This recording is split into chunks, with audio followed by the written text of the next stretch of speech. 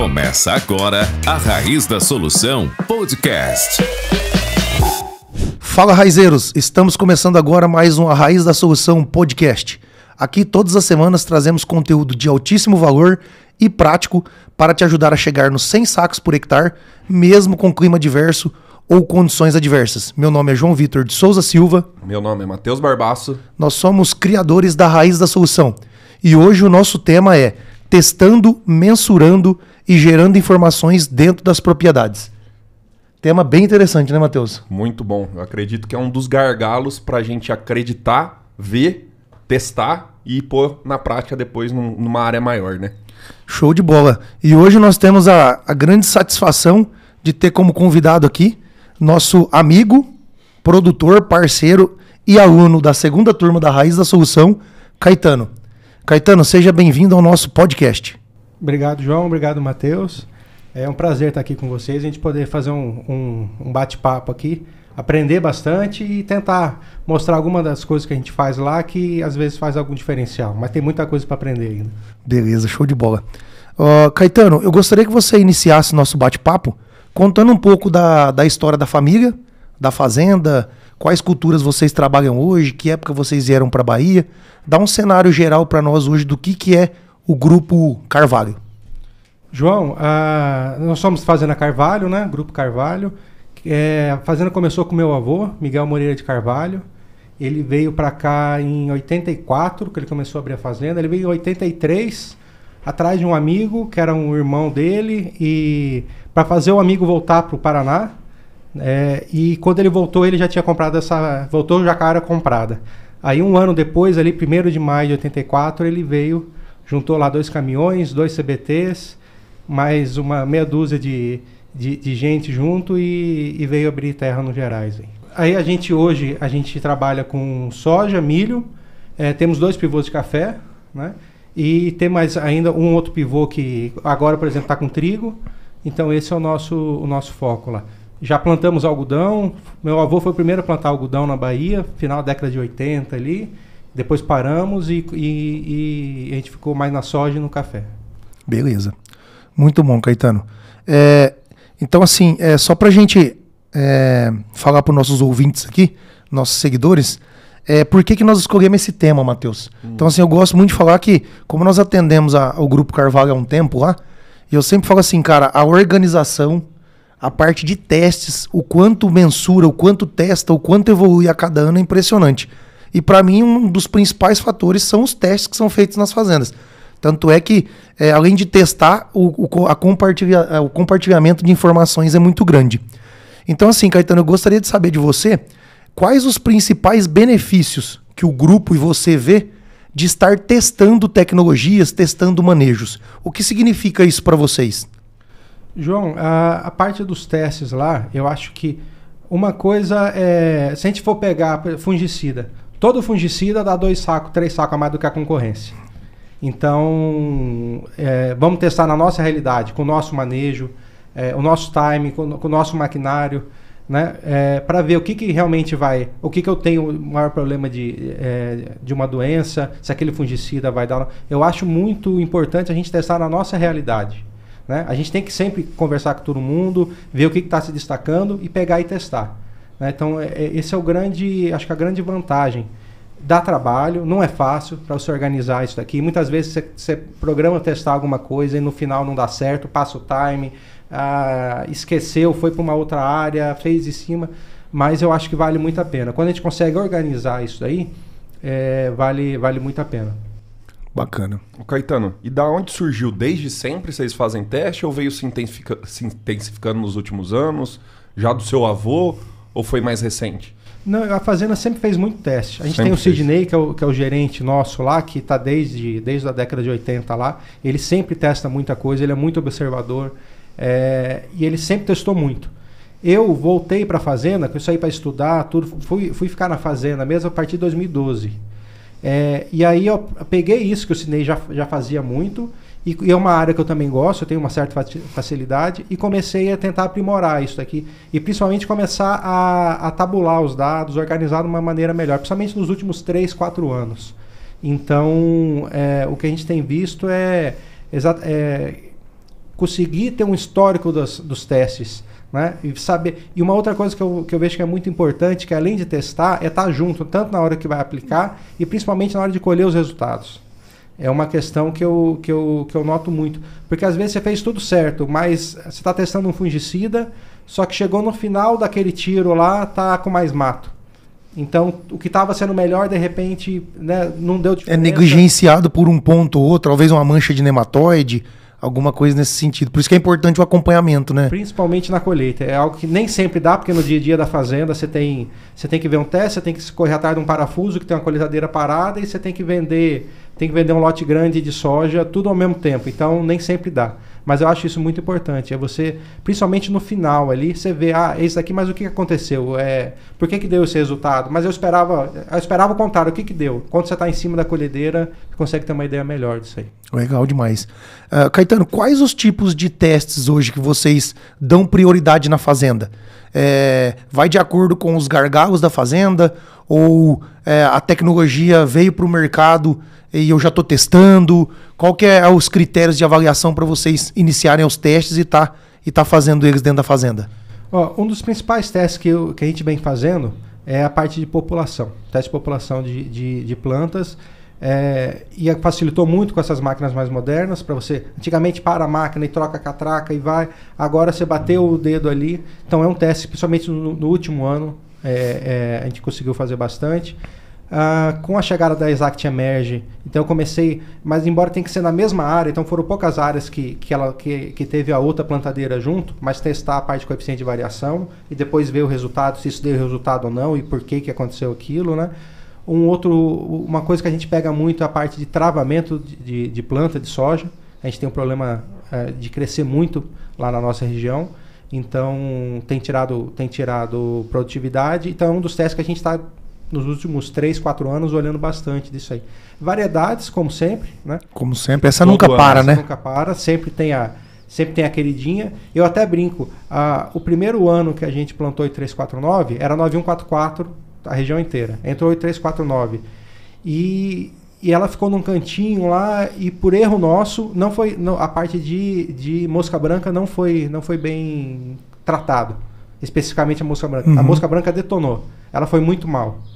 Condenou ela pelo fato de não ter controlado a mosca branca. Então, se a gente não observa isso... Ou para de testar. Ou fala, não, essa daqui eu já não quero mais. 2 anos depois era a soja mais plantada, que nós já estávamos mais plantando. Então, e assim vai sempre aparecendo alguma coisa nova. E dentro do nosso manejo ali, a gente tenta pesquisar isso daí.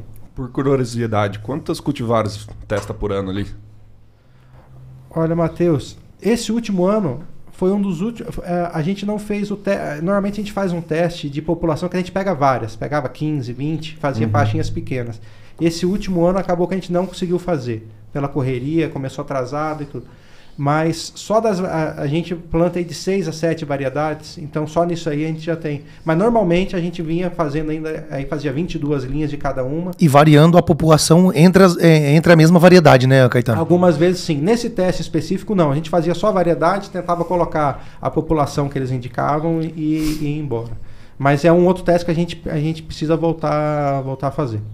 Bacana. Caetano, comenta um pouco para nós sobre o coeficiente de variação. O que significa para você esse teste? O que significa para a fazenda a plantabilidade? Por que você dá tanto foco nisso aí? Que eu vejo que é uma discussão que você gosta de ter e que a fazenda olha muito para isso. E se você tiver alguns resultados para passar para a gente, fiz esse teste, deu uma coeficiência menor e produzia mais. Então, nesse último ano, a parte de qualidade de plantio como um todo, acho que é crucial, né? Como a gente fala, 50% da lavoura é o plantio. Se não saiu bem, vai ser difícil depois recuperar. E essa última safra a gente adquiriu uma Exact Emerge e a grande, vamos falar, o que salta os olhos dela é a qualidade de plantio, distribuição de semente. É uma coisa que leva o produtor a comprar a máquina. Exatamente. Então, eu comecei a pegar muito, aí juntando as aulas que eu já estava na turma e acompanhando o professor Paulo Arbex também, comecei a prestar mais atenção nisso, né? Eu só consegui fazer em uma área no lado a lado, para depois colher, para conseguir colher separado, né? Mas a parte de coeficiente de variação de uma Exact Emerge, para a gente, ela ficou em torno ali de 18%, 20% já resultado final, né? Certo. Enquanto as nossas máquinas normais ficou em torno de 30%, né? Você nota isso, visualmente você já vê essa diferença. Agora, quando eu fui colher, aí a importância, a gente foi colher no lote 14 lá, estava a mesma população, a diferença das duas. No final não deu diferença. Ela ficou uma diferença mínima, de meio saco. Só que eu estava em cima da máquina. Aonde a gente colheu, aí eu tento colher o mais próximo possível. Tem até um outro ponto que a gente pode conversar depois, essa questão de fazer em área grande, fazer em área pequena, né? Pegou um final de curva de nível, onde acumulava água. Então ali, como é um tiro de 1.000 metros em 12 metros de largura, ele acabou, eu acho que não iria ser uma diferença grande, mas ela provavelmente ia ser um pouquinho maior. Interessante. Mas eu queria ressaltar que 30% já é muito bom, né? Vamos falar, o padrão da fazenda já estava muito bom, né? Então, e é uma coisa que a gente vem, tanto na parte da revisão das máquinas, eu venho pegando, esse ano a gente gastou muito dinheiro na parte de revisão, tentar tirar o máximo de folga, tudo. Então é algo que a gente vem tentando melhorar. Legal. E sim, comparado com o meu padrão, eu posso, né, a Exact Emerge foi um salto nessa questão. Agora, o quanto que isso vai trazer em produtividade, né? Aí agora a gente começa a medir. Esse ano vou tentar novamente plantar com 2 plantadeiras no mesmo talhão para ver se vai dar diferença ou não, né? Então foi um dos pontos que esse ano eu peguei bem firme, principalmente por máquina nova, você quer conhecer o máximo dela ali. E outra coisa que eu testei muito, a parte de variação, eu testei o coeficiente de variação da distribuição, eu testei plantando de 6 a 16 por hora. Caramba, que legal. Então, aí você começa a ver, é uma área bem homogênea, uma área bem plana, no sentido de não ter nada de morrinho. Beleza, pode plantar 16 por hora que fica um espetáculo. Uma das melhores áreas foi plantar 16 por hora. Olha só. Os menores coeficientes de variação. Agora, tá meio disparelho, não tá legal, não adianta. Anda mais devagar, porque senão você pode até a distribuição horizontal, ela não dá tanta diferença. Mas a distribuição vertical ela começa a subir e descer, já não fica tão legal. Legal. Eu acredito que a vantagem de você melhorar o plantio, vamos falar assim, pode vir muito drasticamente nos anos ruins, né? Vamos falar assim, o ano passado foi um ano bom, então talvez a diferença até que não fica tão grande, mas quando vem um estresse, um problema climático, aí sim você vê que uma boa implantação da cultura vai dar uma diferença grande ali no final, sabe? E em relação ao coeficiente de variação também, eu acredito que ele vai depender muito de qual variedade você está plantando. Certo. A gente testa muito população. Tem variedades que eu vou de 160 a 240 mil plantas e eu vou colher da mesma coisa, não deu diferença. Tem variedades que, inclusive, quanto menor a população, melhor resultado ela deu. Uma TMG 2383 pra gente, ela tem se mostrado isso. Então, se eu errar, se não ficar tão bom esse plantio, se é uma variedade que ela não vai engalhar alguma coisa, talvez ela me dê uma diferença maior. Se for uma outra que aceita um pouco mais, algum erro, alguma coisa, mas sem dúvida alguma, quanto melhor a qualidade do plantio, você vai ter a chance de você colher bem é muito maior. Legal. Isso que o Caetano falou, Matheus, é interessante, essa parte da planta compensar ou não, né? A gente chama isso na nossa área de plasticidade vegetativa, né? Que é a condição da planta responder ao ambiente. Então, se você deu maior espaçamento, algumas variedades vão compensar essa maior distância que você deu e vão engalhar, e tem outras que não. Então, o teste também serve para isso, porque vai de encontro com o que eles estão buscando, que é a melhor distribuição de plantas possível, que auxilia no crescimento, que é outro gargalo que da fazenda que está se buscando. Então, é uma das ferramentas para chegar numa melhor estruturação também, é a população de plantas.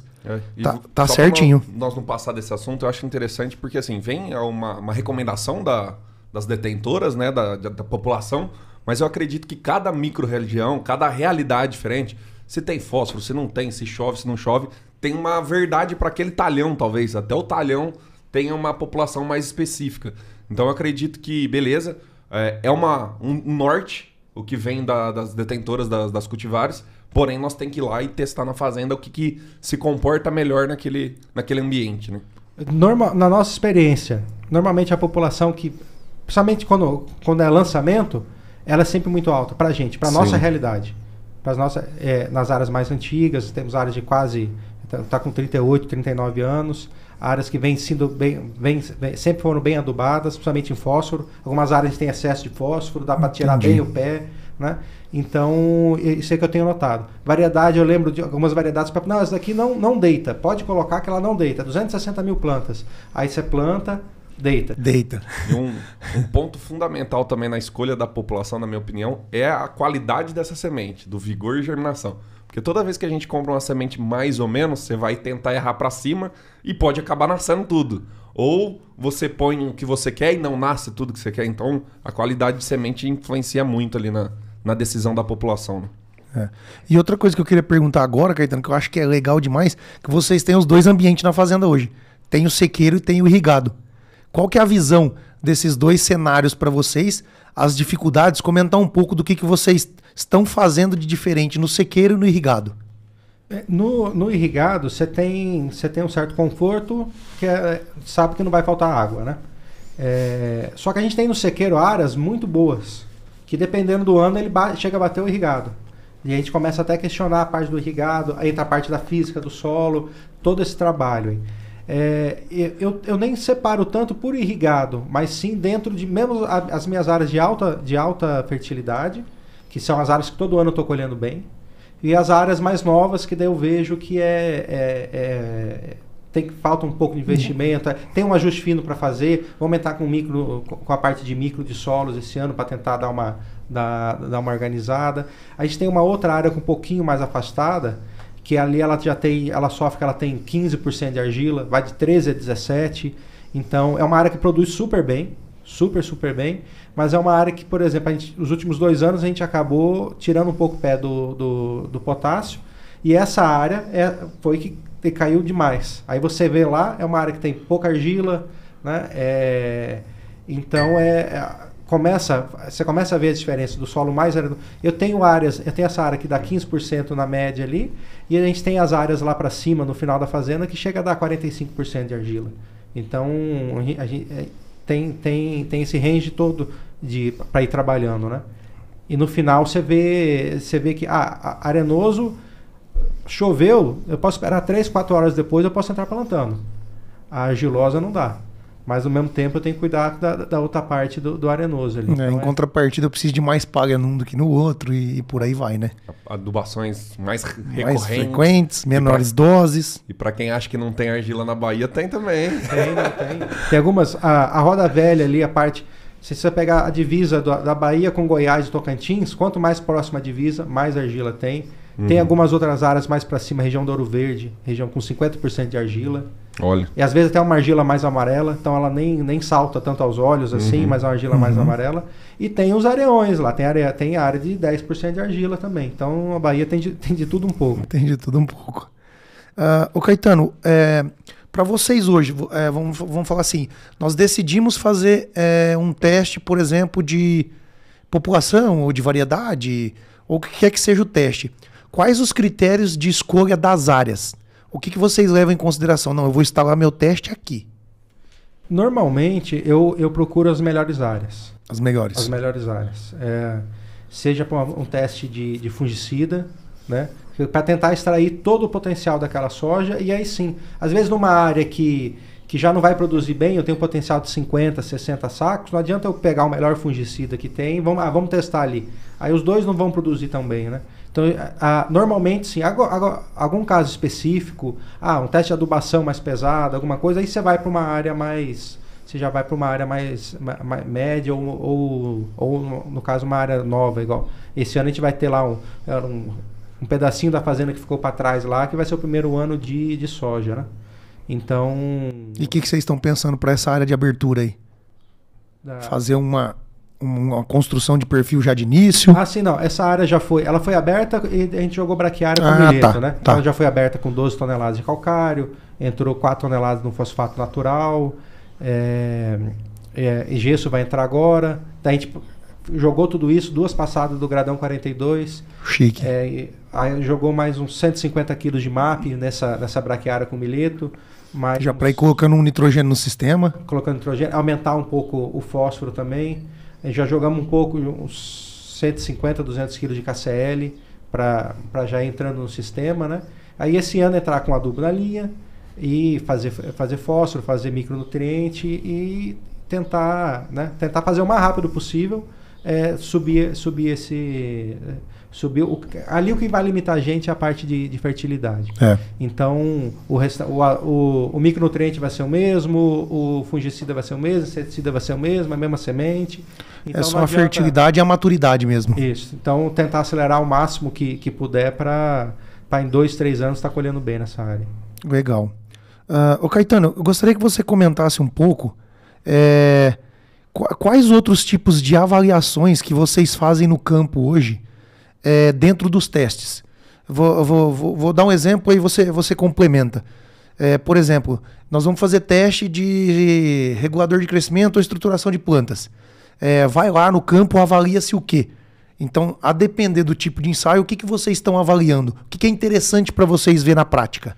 No caso específico de estruturar, a gente olha, eu gosto de olhar muito a ver se a planta já está lá no reprodutivo, está batendo sol lá embaixo. Certo, legal. Eu vou manter aquelas folhas de baixo pegando sol, eu vou conseguir controlar bem, seja uma lagarta, um percevejo ou a parte de fungicida vai chegar lá no final para manter esse potencial.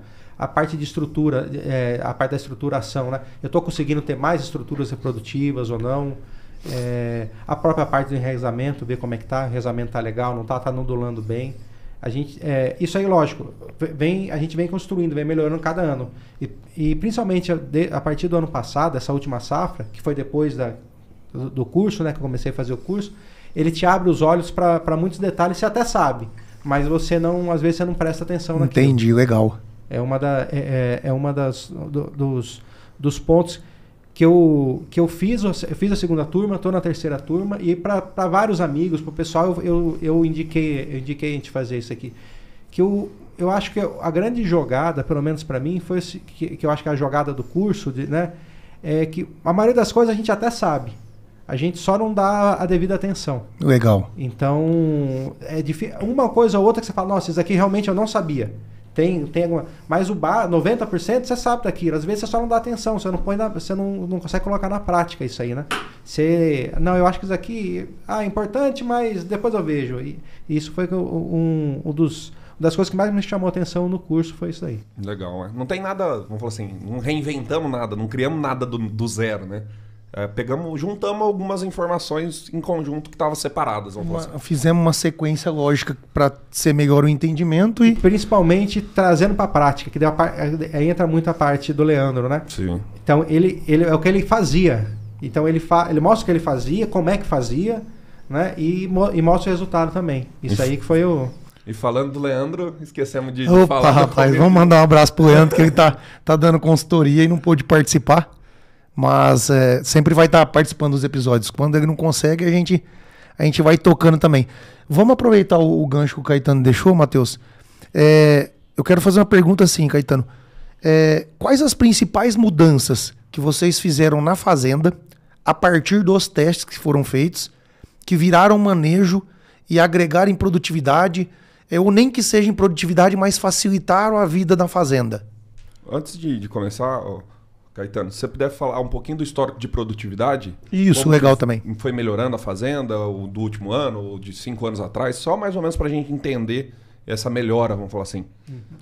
A fazenda, relativamente, a gente sempre conseguiu produzir bem. Produziram bem. A média da região, sim. A gente está numa região que é muito boa também, mas vem o trabalho de base do Sidney, lá de trás... fazendo dentro do possível, dentro do que o dinheiro dava, dentro do que o conhecimento dava. Por exemplo, na década de 80, se falar em jogar 3 toneladas de calcário por hectare, era loucura. E também não tinha dinheiro para querer fazer muita graça, né? Uhum. Já foram a Bahia, os anos 80 e 90, não foi fácil, não. Muita gente ficou no meio do caminho ali. Então, aí com conhecimento, e o Sidney sempre trabalhou muito, sempre tentou trabalhar muito nessa parte aí. E eu falo muito dele porque eu entrei no dia a dia da fazenda em 2012 para cá, então só tem 11 anos aí. E a base sempre foi muito boa.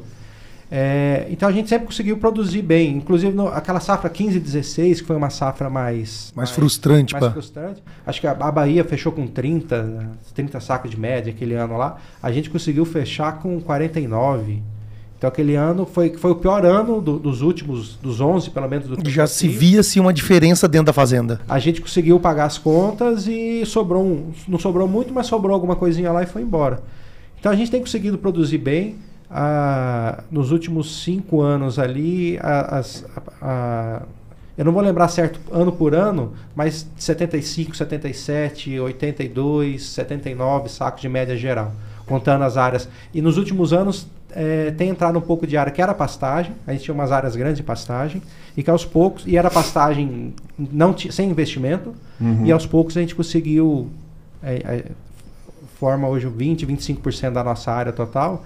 Então são áreas que ainda estão em formações. Já está produzindo, em anos bons, consegue produzir 70 e poucos sacos. Legal. Então mesmo com áreas novas, em construção, manteve-se a média. Então isso é aumento de produtividade, porque você manter a média junto com áreas recentes é ter um padrão alto de área nova, né? Exato. E quando a gente pega as áreas mais consolidadas, a gente consegue chegar ali, nos anos bons, próximo a 90 de média, em áreas grandes, área de 300, 400, 500 hectares, em talhões ali. Então, aos poucos, a gente consegue produzir bem. Hoje eu vejo que a gente ainda tem o que melhorar, como sempre vai ter, mas agora tem um norte mais fácil. O que a gente está faltando? É o equilíbrio. Fósforo eu estou tranquilo, eu estou até com excesso de fósforo. Então vamos pegar esse fósforo aqui, diminuir a dose aqui, vamos colocar um pouco mais de potássio, vamos investir mais no micro, por exemplo, a parte do boro, né? Ano passado a gente começou a usar o Lexita. Já usava boro, principalmente a parte de octaborato, alguma coisa de ácido bórico, mas a parte da Lexita a gente fez uns 20% ano passado, e esse ano eu quero ir para 100% da área, né? E ainda assim jogando ali 1,5 kg a 2 de boro via Lexita e entrando na parte foliar. Principalmente junto com fungicida, já aproveito o octaborato para dar uma ajeitada no pH com fungicida. Legal. E qual que foi a pergunta que eu interrompei e acabei atrapalhando? Então não tem problema não. Caetano, a pergunta que eu tinha feito é assim, quais os principais avanços que você viu dentro da propriedade? Que vieram de testes assim, cara, a gente viu isso aqui, nós fomos testando, pegamos confiança nos resultados e isso veio implementar na área comercial maior da fazenda e deu muito certo. Eu acho que 2 principais, a parte de população, certo, que entra, aquela região como um todo, a gente já tem uma população um pouco mais baixa do que a média. Por exemplo, dá para plantar 8349 com 160 mil plantas tranquilo. E isso no plantio, 160 mil sementes, não falo nem plantas finais, né?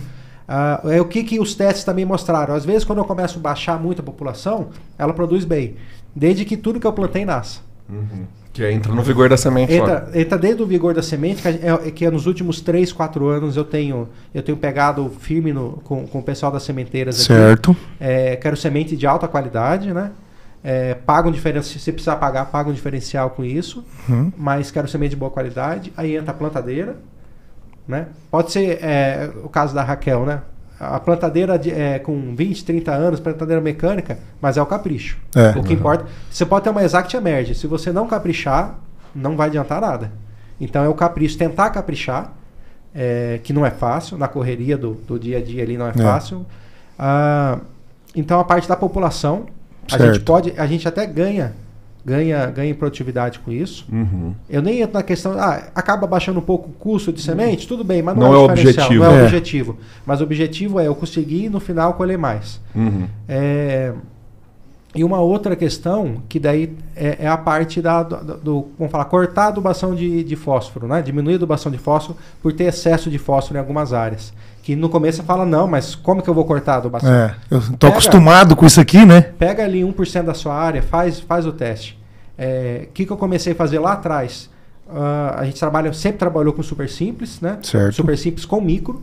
Tanto que a gente estava fazendo levantamento ali, tirando as áreas novas, as outras áreas estão com micro sobrando, né? Então, mais uma vez, o trabalho de muitos anos lá do Sidney, da nossa equipe. Então a gente começou a tirar. Vamos tirar o fósforo aqui. E desse ano o que eu fiz? A parte do fósforo a lanço e fósforo na linha também. A gente há muitos anos vem com fósforo a lanço. Nas áreas novas, fósforo a linha ali. Mas eu peguei uma área que já consolidada, uma área muito boa, eram 500 quilos de super simples lá. Em um lote de 140 hectares, em 20 hectares, eu falei, não joga lanço, pula aqui, nós vamos plantar na linha, os mesmos 500 quilos. Aí na hora de colher, fomos colher lá, aonde eu joguei na linha, eu produzi menos. Olha. Mas por quê? Porque já está consolidado. É uma área de fósforo alto, eu tenho um problema de crescer demais, ali ela cresceu ainda um pouco mais do que as outras, aí a cama, eu vou perdendo por esses detalhes secundários ali. Mas olha que legal, Matheus. Sabe-se uma teoria por trás, aí o Caetano sabia disso, falou, não, mas deixa uma faixinha aqui que eu ainda quero ter 100% de segurança. Foi lá e fez o fósforo na linha, na área que tinha alto fósforo, acima do nível crítico, que na teoria é para produzir menos, e realmente o excesso aumentou o crescimento, a camoplanta e entre outros fatores diminuiu a absorção de nutrientes, competição, enfim. Mas foi lá e testou mesmo assim, né, Caetano? Exatamente, a gente tem que... Porque a minha realidade é uma, a do meu vizinho ali já é outra, diferente. Aí ele vai ter, algum aspecto ele vai ser bem melhor do que eu, algum outro aspecto eu posso ser um pouco melhor do que ele. Então, por isso que eu acho que é importante a gente testar dentro de casa. Não é fácil, tem que organizar, se planejar, e mesmo assim chega lá no dia para dar um problema ou outro, você tem que sair. Não é nada fácil, mas eu acho que vale a pena sim a gente testar dentro de casa isso aí. Legal. Já que o Caetano tocou na parte do capricho, Matheus, acho que eu vou aproveitar o gancho. Vamos falar um pouco de equipe, ô Caetano? Que eu acho que esse tempo atrás, não, né, Matheus? Tem uns 1 ano, 2 anos, se eu não me engano. Eu tava conversando com um consultor da região, muito amigo nosso, um cara que eu considero muito inteligentíssimo. E aí como ele tem um alto conhecimento no algodão, eu cheguei para ele e falei, cara, qual que hoje é o principal gargalo pra gente chegar nas 500 arroba de algodão? E aí ele falou assim para mim, João, pessoas. Aí eu falei, mas como assim? Você tá na produtividade? Não, cara, o problema são pessoas. São os processos que as pessoas têm que executar. E aí você tem que treinar a equipe, tem que ter capricho. Geralmente, fazendas de algodão tem um número de funcionários muito grande. Então, como você deixa todo mundo na mesma página? Então, hoje, quando você fala nas fazendas, 90% das vezes, né, Matheus? A pessoa sempre traz a mesma vamos falar assim, dificuldade. Cara, pessoas. Como que a fazenda olha para isso? Queria que você comentasse um pouco da sua equipe, porque eu vejo que é um diferencial para quem atende. Igual eu atendo vocês lá, eu vejo que isso é um diferencial. A nossa equipe é uma equipe bem antiga. Até pelo histórico familiar nosso, tem muita gente. A gente tem gente que trabalha com a gente hoje que nasceu dentro da fazenda. Olha. Nós temos vários colaboradores lá que estão há 35, 38 anos com a gente. Que legal. Então, isso é um diferencial. São gente da nossa confiança. Né? Legal. Tem suas limitações, igual eu também tenho, todo mundo tem. E a gente tenta acertar. E acertando isso. Mas a parte da confiança, de você ter quem você confia, eu acho que é primordial. Aí tem a parte das competências, né? E as dificuldades que, por exemplo, eu vejo na agricultura moderna. Você tem um trator que tem um piloto automático, que faz volta sozinho, que faz tudo aquilo, está conectado no Wi-Fi. Aí eu tenho lá operadores que não sabem ler e escrever. Né? Mas aí entra a diferença. Se ele tem vontade, ele aprende. Ele vai na sequência. Ele sabe que para fazer tal coisa ele aperta aqui, aqui e aqui. Ele sabe, ele decorativo, mas com gente ensinando ele faz. E você sabe, e tem às vezes aparece alguém lá que sabe ler e escrever, só que você vê que ele não tem vontade. Então, o principal é isso. Acho que da equipe é você ter pessoas de confiança, você tentar escolher bem as pessoas e manter elas dentro dessa equipe. Eu vou puxar outra pergunta, já que você falou manter. Caetano, como manter esses profissionais engajados dentro da fazenda? Não perdê-los para outras fazendas, vamos dizer assim. Eu acho que você tem a parte da remuneração importante, mas eu acho que não é o principal, assim. O nosso caso, até por a gente ter essa muita questão até familiar, de estarem as famílias, moram muitas famílias dos colaboradores lá junto, tudo, isso é um facilitador. Certo. Mas se a convivência lá dentro não for boa, não adianta. Né? Não adianta você ter alguém que não conviva bem, porque isso vai acabar atrapalhando todo mundo. Então, acho que essa parte de você tentar ter um convívio bom com todo mundo, sempre respeitando todo mundo, ouvindo quando precisa ouvir, né? Que por mais que a pessoa você tenha experiência, você tenha você tem toda a vivência lá, e eu não falo nem por mim, falo o pessoal que chegou muito antes de mim. Às vezes você pega uma pessoa lá, ou às vezes tá nova lá na fazenda, ou é uma pessoa que tá a tempo, mas não tem estudo, mas ele sempre vai te dar um toque, isso daqui, tentar ouvir as pessoas, eu acho que é importante também. É um dos pontos que ajuda bem no dia a dia. Eu só para te falar aqui, acho que eu vou criar um tópico lá dentro do curso de pessoas. Confiança, competência, capricho, continuidade e convivência. Caramba. 5C. Boa, Matheus. Tá ligeiro, hein? Aí dá vou dar o crédito. Aí dá o crédito pro Caetano 2023. Tem que ser de Caetano, né? Legal demais. Ô Caetano, assim, quando as pessoas vão fazer teste, certo? Elas vão lá, programa, tal, executa, faz as avaliações, e muitas vezes eu percebo que as pessoas têm dados na mão, mas não conseguem utilizar esses dados. Desde a parte de organização de dados, de histórico, e até mesmo como transferir esses dados para o modelo mais prático possível. Então, assim, eu vejo que vocês fazem muito bem isso. Desde quando que vocês fazem isso? Como que foi essa mudança de chave? O porquê que aconteceu? Aconteceu alguma coisa na fazenda porque eu tive que melhorar isso? Ou já era do DNA e vocês vieram aprimorando? Essa parte da organização de dados que para mim é muito importante e pouquíssima gente faz. Quando eu voltei para a fazenda, o Sinei sempre fez muitos testes, né? Só que ele organizava com ele, no caderno dele, tudo.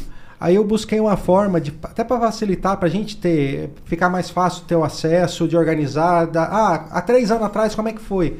Eu comecei a criar algumas planilhas, né? Eu uma certa facilidade no Excel, então eu criei desde a planilha para fazer o controle lote a lote de aplicação, de adubação, o que foi, tudo, se entrou alguma máquina ou não, como é que ficou. E depois comecei a criar algumas planilhas para teste, para a gente ficar mais organizado. São os papeizinhos do dia a dia, que no final do dia eu pego lote tal, o que está sendo testado, qual é a variedade. Aí todo ano vai incrementando alguma coisa, né? Antes colocava só o peso, não colocava nem umidade. Depois como colocar umidade?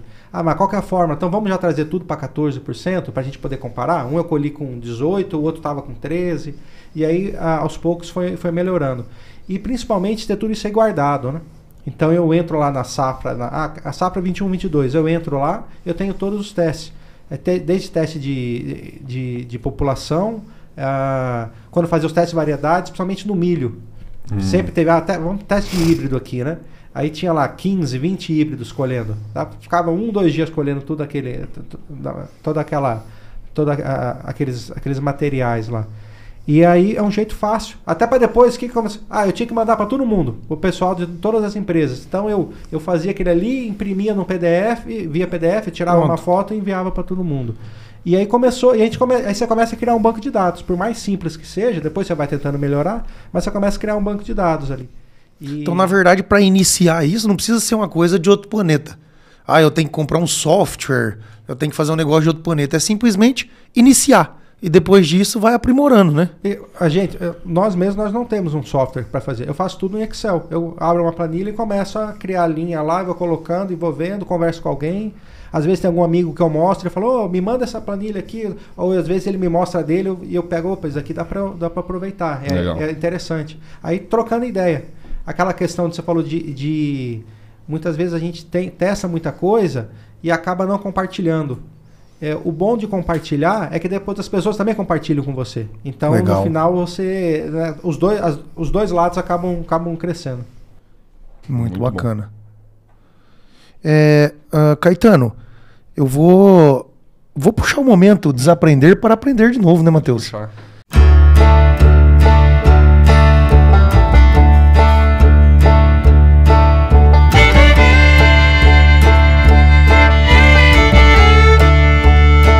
Caetano, nós temos um quadro que chama Desaprender para Aprender de Novo, que é um momento onde você pode contar qualquer coisa que aconteceu com você aí nas últimas safras, aonde você teve que desaprender, ter a humildade, né, de falar, não, eu fazia isso, mas realmente isso não estava certo, mas não quer dizer que não estava certo porque era uma burrice ou uma tolice, alguma coisa nesse sentido. É porque simplesmente as coisas vão evoluindo e aquilo que se pregava no passado, através de pesquisas ou ensaios ou o que quer que seja, mudou e eu tive que reaprender. Então o que você desaprendeu e teve que aprender de novo com toda humildade nos últimos anos dentro da fazenda? E não necessariamente precisa ser da parte técnica, Isso. agronômica, pode ser qualquer coisa. Qualquer coisa. Eu acho que são dois pontos que no final me trazia crescer demais a planta, que era um problema nosso. Essa parte da adubação de fósforo, né? Diminuir, muitas vezes cortar o fósforo aquele ano ali, que você não vai perder produtividade, e a questão de aminoácido. Aí entra muito na parte do curso. Do curso. Que é aquela questão de, até então, para mim, aminoácido era aminoácido. Ah, não, mas são 20 e poucos aminoácidos. Não, mas que aminoácido é o seu? Eu nem sabia que tinham tantos aminoácidos e que um ácido glutâmico é excelente para tirar do estresse, mas numa condição normal ele faz a planta vegetar. Então, esse uso do aminoácido, de muito aminoácido no início, sem necessidade de estar estressada, e a parte do excesso de fósforo trazia um problema para a gente, que é crescer muita soja. E eu perdia bacheiro no final e deixava de produzir 5, 10 sacos por hectare. Então, eu acho que esse desaprendeu e aprendeu novamente que dá para... nada em excesso faz bem, né? E tentar equilibrar um pouco mais essa questão. Então aquele medo que se tinha de tirar o fósforo e ele estando nos níveis críticos, hoje já não tem mais. Não. Hoje a gente vê que você tira o fósforo e você está produzindo até melhor, principalmente essa questão de não vegetar tanta planta. Vamos lembrar, reforçar, né, que tipo assim, na sua realidade, na sua fazenda, nos níveis altos de fósforo, então não é para qualquer realidade isso. Vai lá, testa num primeiro momento. Dentro da fazenda, a parte antiga da fazenda, sim. Agora na parte nova, não. Na parte nova a gente tem área que eu já estou com 5 anos de plantio. Esse ano nós estamos jogando ali mais 3,6 na média, taxa variável de calcário, metendo o gradão 42, colocando já mais 100 pontos de fósforo solúvel, para já jogar lá embaixo, que de 0 a 20 estava médio, mas de 20 a 40 estava com 5 em resina. Então já vamos mexer? Então vamos mexer e vamos fazer tudo que precisa ali. Ali é outra realidade. Ali eu vou plantar com fósforo na linha, inclusive, esse ano. Mais um ano, aí vai vir o resultado novo da agricultura de precisão, aí provavelmente você pode até tirar no próximo ano, né? Aí começa, exatamente, a gente começa. Mas as áreas antigas nossas, que vários anos jogando 500 quilos de super simples com micro, é uma realidade. As outras áreas não, né? Legal.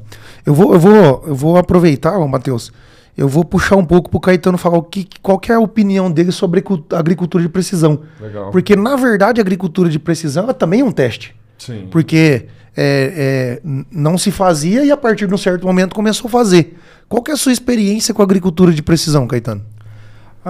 A gente tem feito já nos últimos anos algumas áreas, mas se eu for pensar em grids menores, tem sido mais nesses últimos anos que a gente tem investido nisso daí. Você fala assim, de uns 3 safras para cá, 4? Isso, com grids de 5 hectares é mais nisso. Legal.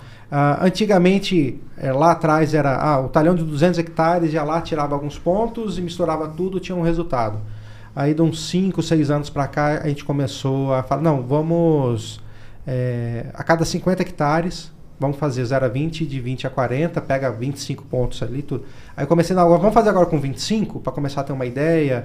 E aos poucos a gente tem baixado esse grid, principalmente nas áreas mais novas. Legal. Nas áreas mais velhas, que são mais ou menos homogêneas, a gente não vê nenhum diferencial muito grande.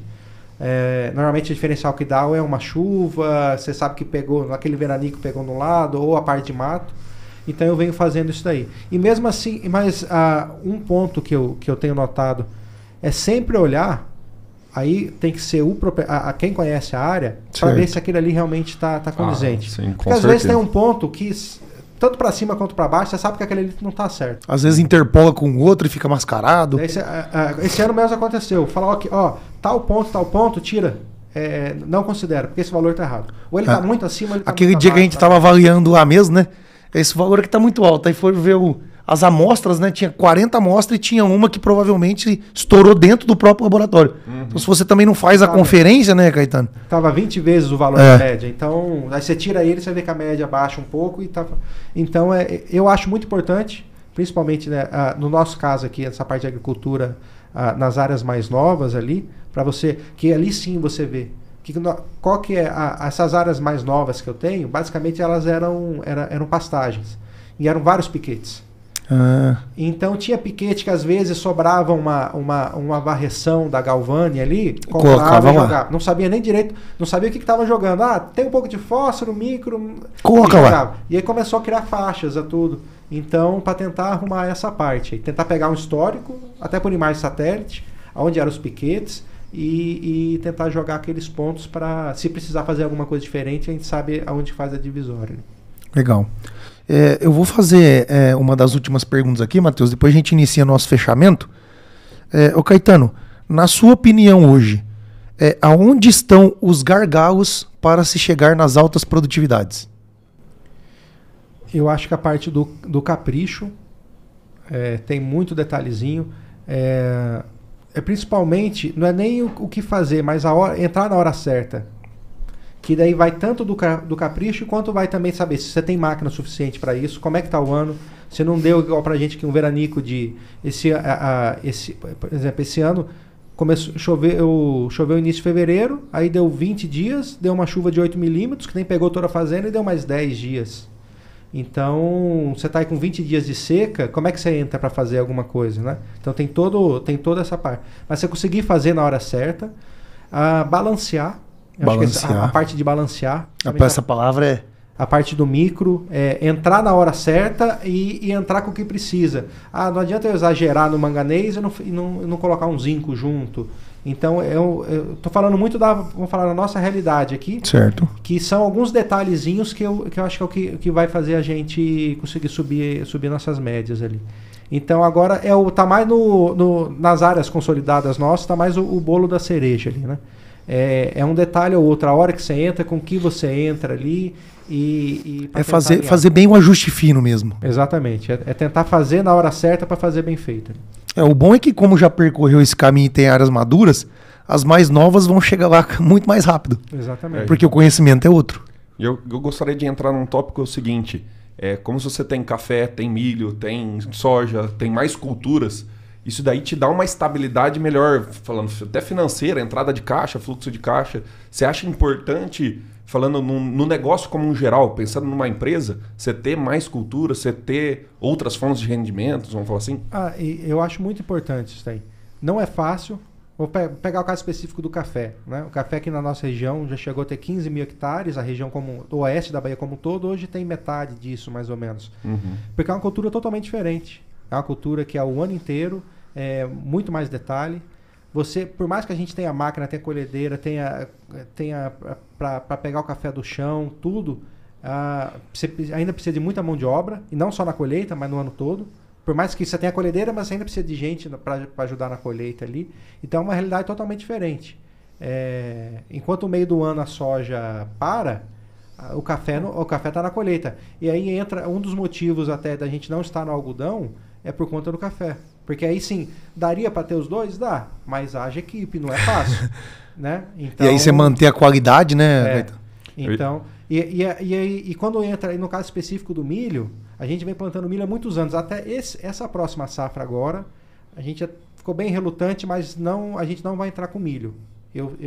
A gente plantou milho no último ano, foi um resultado negativo. Verão, você compra. Verão. Pra gente foi um resultado negativo, não produzimos tão bem, e os custo muito alto, adubo muito alto. Então a gente falou, não, vou segurar esse milho para vender mais para frente, e esse ano eu não vou plantar milho.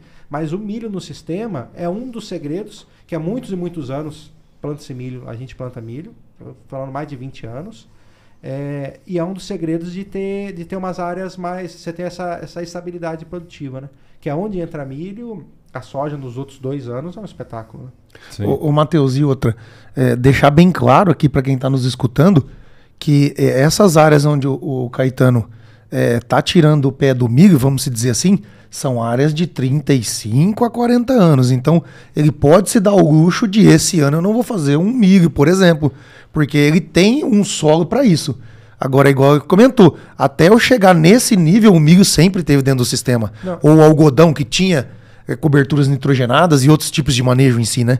E o milho nosso, há muitos e muitos anos, é milho com braquiária. Há mais de 15 anos é milho com braquiária. Mas esse ano eu vou tirar o milho, mas eu já tô com a ideia, já estamos lá conversando que nós vamos ter que fazer o máximo possível de braquiária para a soja. Perfeito. Vamos fazer com a soja lourando, vamos plantar, nós vamos Tira de um, coloca outra estratégia para repor isso aí, né? Exatamente. A gente não pode tirar a braquiária, ou se for fazer um mix, melhor ainda, se conseguir fazer um mix.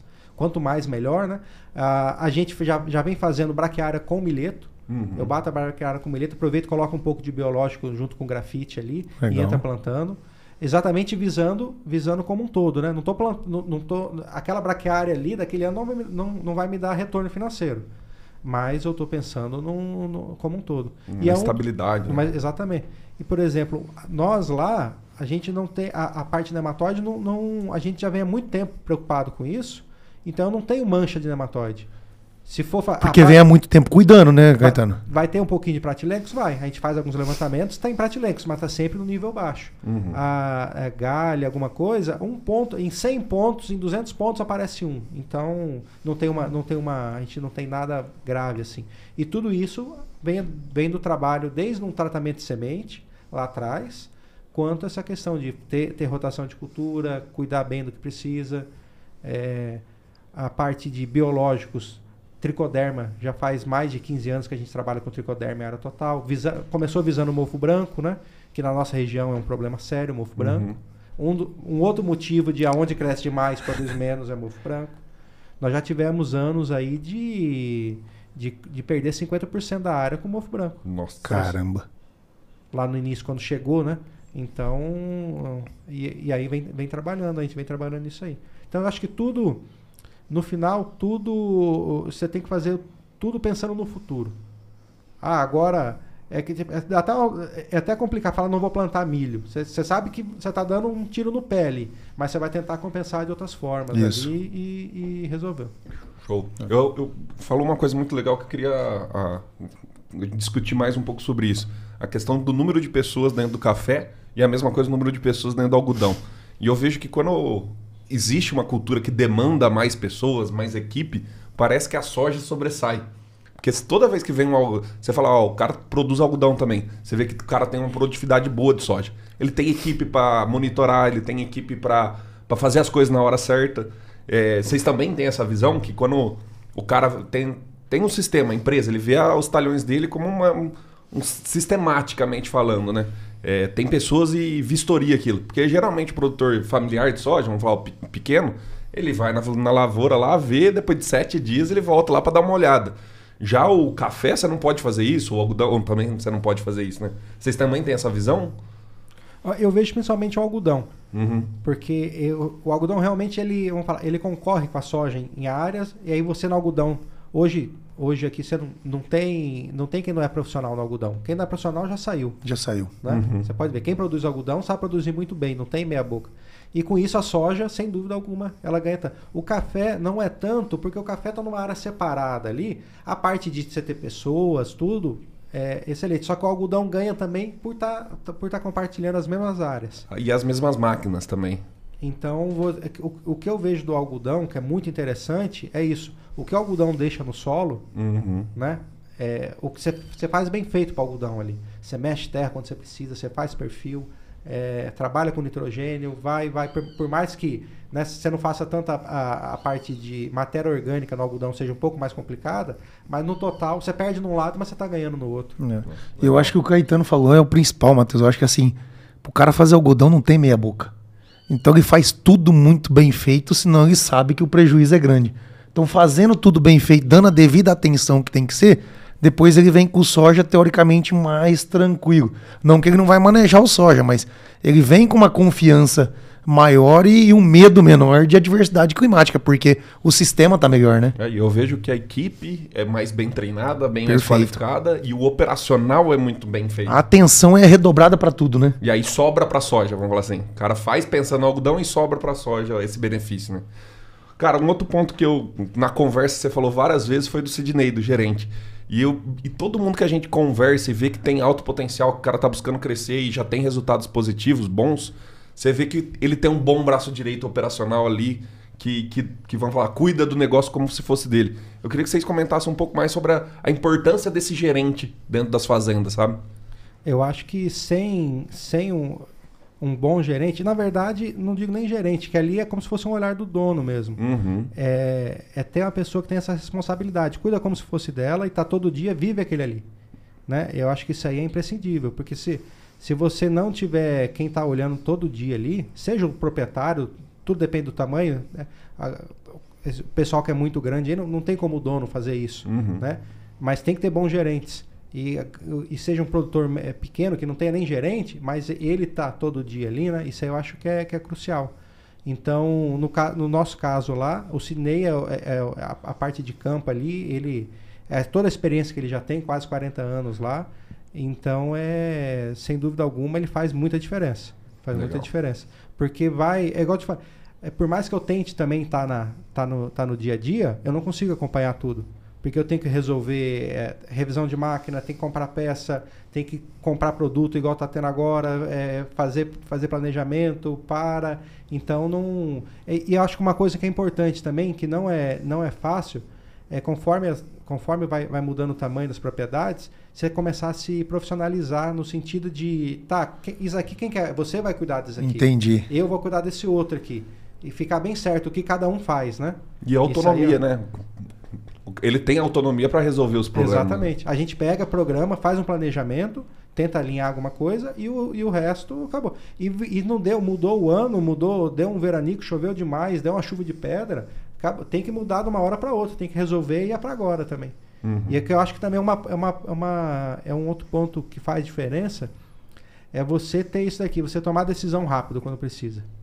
Entendi. Porque eu vejo... O tempo, literalmente, na lavoura é dinheiro. Porque dependendo do que for, se demorar 2 dias, passou. Perdeu. Você vai gastar, vai fazer, só que você já teve um certo prejuízo. Eu vou só dar uma ênfase nisso que o Caetano falou, que eu acho que isso é importante demais. E isso hoje, Matheus, a gente vê que o pessoal negligencia muito. Que é assim, ó, cara, nós vamos entrar no V2 por causa disso. Aí o cara vai lá e entra no V4, mas tá perto. Cara, V2 é V2, V4 é V4. Então, assim, aí entra o que o Caetano falou.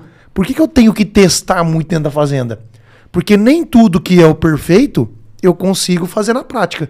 Então, igual ele falou lá no início, eu testo porque eu tenho que saber se o meu operacional, se as pessoas que eu tenho na fazenda dá conta do recado.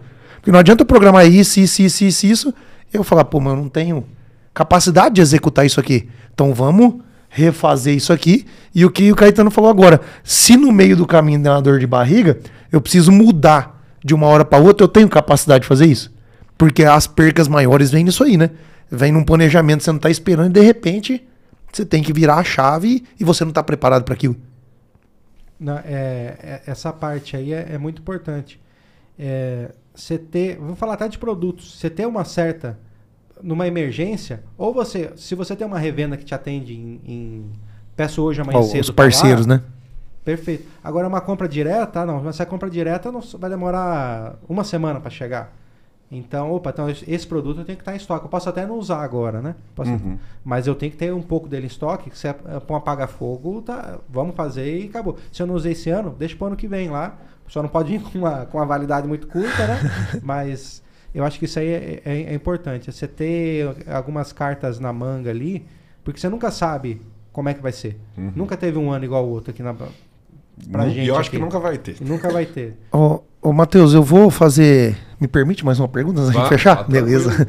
Ô Caetano, eu vou fazer uma pergunta agora, porque graças a Deus, eu posso falar que eu tenho o privilégio de estar atendendo vocês, porque eu aprendo e ensino ao mesmo tempo.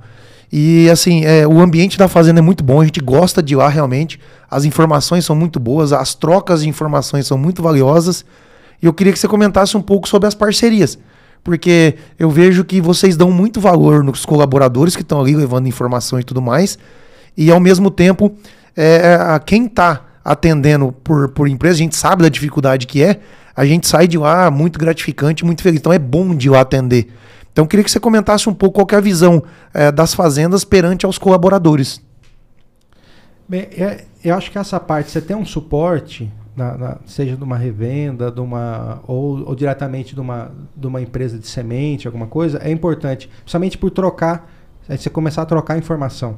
Porque a gente está vivendo a nossa realidade. Muitas vezes a gente não olha muito, não tem tempo para olhar muito o que está acontecendo ao redor. E você ter essa informação de gente, falar, ó, o cara tá passando em 200 fazendas. Então ele começa a falar, ó, por exemplo, tal variedade tá indo muito bem aqui, ali. Você começa, né? Opa, então vamos testar, né? Vamos testar vamos fazer. Então ter esse suporte, seja, por exemplo, numa hora que você precisa de um produto, porque às vezes ele não tem. Mas se você tem um bom relacionamento, ele fala, não, mas tal cliente meu tem, não vai usar agora, eu pego lá emprestado até chegar e vai embora. Eu acho muito importante nesse sentido, principalmente pela troca de experiência. Tentar pegar a pessoa e falar, vamos dar uma rodada aqui na área, vamos ver como é que tá, o que você tá achando, você acha que tá bom, não tá, tem alguma coisa para melhorar. Que eu vejo que quanto mais experiência a gente troca, melhor. Você sempre tira alguma coisa de uma conversa, alguma coisa. Fala, não, isso daqui eu preciso melhorar. Ou até para ver, ó, realmente não tô tão mal, não. Tô indo no caminho certo aqui. Eu acho bem importante. E a gente tem empresas que já há muito tempo tá com a gente lá. É importante dar um apoio muito bom, assim. E empresas que são mais novas, que estão começando, né? Infelizmente ele não consegue atender todo mundo, não consegue testar todo. Chega às vezes o cara com um produto, queria testar esse produto aqui, mas você fala, putz, já tem tanto teste, tanta coisa, não é fácil. Organizar isso aí não é nada fácil. E principalmente porque às vezes você pega, é até o que eu converso muito com eles, falo, não adianta eu querer pegar esse teste aqui, que eu não sei se eu vou conseguir fazer bem feito. Aí eu vou queimar seu produto. Exatamente. Show de bola. Matheus, como tudo que é bom passa rápido demais. Na verdade, deixar à vontade você agora, se quiser perguntar pra gente. Isso, eu ia pedir para vocês ficarem à vontade para fazer um fechamento, seja para perguntar ou seja para agradecer. E no final também, Caetano, deixar uma mensagem para quem está nos ouvindo aí.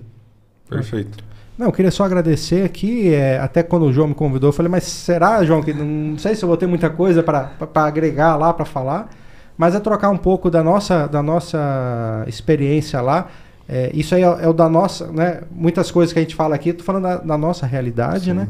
Sei que tem vários lugares que é diferente, por exemplo, a parte de desaprender, eu lembrei que não foi nem desaprender, mas quando eu fiz a Universidade Federal de Viçosa, e aí nas aulas de fertilidade, os professores lá, que eram os autores dos livros, eles falavam, gente, fazer fósforo a lança é loucura. Porque você tem a distorção específica de fósforo, Isso aí não é, isso aí é jogar dinheiro fora. E depois, a prática mostrou que não. Que depois de certos níveis, tudo, você tem ganhos, não só operacional, mas funciona super bem. Então, essa parte aí de você estar... Tem aquela frase que na prática a teoria é outra, né? Tem algumas coisas tem coisas que a gente não pode fugir da teoria, você tem que seguir, mas tem coisas que na hora, no dia a dia, a gente vê que é... Essa frase é boa, vou anotar isso aí alguém já... Eu não lembro quem que me falou, é bem conhecida. Mas realmente tem hora que na prática não dá, não funciona tão bem a teoria ali. Eu gosto muito da frase que a gente usa quando a gente vai abrir as turmas do curso, que é fazer coisas diferentes para ter resultados diferentes. Mas só o conhecimento vai te dar o que fazer diferente. Então, assim, eu acho que a teoria, ela te traz ideias. Cara, o ácido glutâmico ajuda a vegetar. Cara, é uma ideia. Vamos lá testar se é isso mesmo? Aí você vai para a prática e confirma ou desconfirma aquilo que você teve de ideia nova, de inovação ali no sistema. Beleza, Matheus, faz um fechamento, deixa uma mensagem para a turma, Caetano também, e bora para a lida depois. Cara, pra mim, uma frase que o Caetano falou, eu anotei aqui, pra mim ficou bastante forte, né? O bom de compartilhar resultados, experiências, é que depois as pessoas também compartilham com você. Então você só não tá dando, você também recebe. E isso que eu acredito que faz o grupo da Raiz da Solução, ou grupos de produtores, vizinhos, crescerem rápido. Você vê que quando você tem um grupo forte para se apoiar, o negócio cresce muito mais rápido. Então eu queria deixar essa ideia aí pra turma. Cara, junta lá 3, 4 produtores vizinhos, ou se o cara é vendedor, junta 3, 4 vendedores ali, trocam ideias, experiências, que todo mundo vai sair mais forte. Até tem um livro de autoajuda, né, que eles falam lá, do Napoleão Hill, que é a mente mestra, que quando você tá 2 ou mais reunidos, surge uma terceira mente aqui, que faz surgir algumas ideias. Igual quando eu vou anotando aqui, é porque tá vindo alguma ideia. Às vezes essa ideia... Você fica quietinho só anotando, né, Matheus? Essa ideia eu não teria se eu tivesse sozinho, entendeu? Legal. Então eu deixo essa dica final aí. Beleza. Eu concordo com você, Matheus. Acho que quanto mais a gente conversa... E principalmente aquele que vocês falam muito, né? Que a gente é a média das 5 pessoas que a gente anda. Tentar sempre andar com quem é melhor do que a gente. Isso aí eu acho que é muito importante, que a gente sai da nossa zona de conforto e cresce. Porque senão a gente não vai crescer. Tem uma frase boa que é: se você é o mais inteligente da mesa, muda de mesa. Deixa o ego quieto, né? Isso aí eu acho que é importante. E voltando para o assunto ali, que eu falo teste as coisas na sua realidade. Seja a realidade de equipamento que você tenha, de fertilidade, o que for. Veja, eu acho que assim, veja o que é mais importante. Qual que está sendo o seu calcanhar de Aquiles aqui? Ah, não, eu estou perdendo, vou colocar um exemplo lá. Estou perdendo porque está crescendo muito soja. Você olha o soja, você olhava a soja lá, putz, essa soja que é de 90 sacos. Aí vai colher, deu 80. É uma boa soja? 80 sacos, nossa, excelente. Mas você vê que eu estou com ali 1,5 palmo sem semente, sem grãos ali, perdi o bacheiro. Então, ó, vamos focar nisso aqui. O que eu faço para resolver? Vamos testar isso aqui. Eu acho que é o caminho. E começando do jeito simples. Tentar ir anotando, se puder colocar alguma coisa no computador, uma planilha de Excel simples ali, e vai salvando e vai tendo um histórico. E devagar, quando você vê, você já tem 4, 5, 6 anos aí, já começa a fazer bons comparativos. Beleza. Então, chega ao final o nosso Raiz da Solução podcast, com o tema Testando, Mensurando e Gerando Informações para as Fazendas. E vamos lá? Bora pra lida!